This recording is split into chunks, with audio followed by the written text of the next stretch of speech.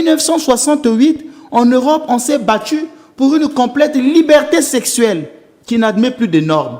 Chaque personne a le droit de disposer de son corps. Aujourd'hui, cette liberté sexuelle nous a conduit, par exemple, à l'homosexualité, par exemple. C'est la liberté, chacun est libre de disposer de son corps. Qui suis-je, moi, pour aller juger une personne qui veut, par exemple, entrer dans son homosexualité? Parfois même, cette liberté sexuelle nous a conduit à l'échangisme.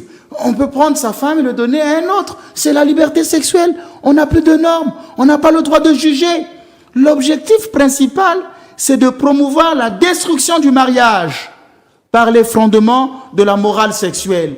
L'Église, les lois de l'Église sont attaquées par une forme d'intellectualisme. C'est Nietzsche qui disait, quand il critiquait le christianisme, que le christianisme, parce qu'il fait le malheur de l'homme, en le culpabilisant. Pour Nietzsche, le christianisme fait le malheur de l'homme en le culpabilisant. Si l'homme pose un acte, c'est un péché. Il se rend coupable. Le but du christianisme, c'est donc de culpabiliser les hommes.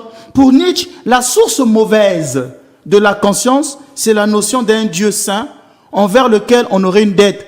Ce Dieu-là est un Dieu inquisiteur, un Dieu comptable, un Dieu vengeur.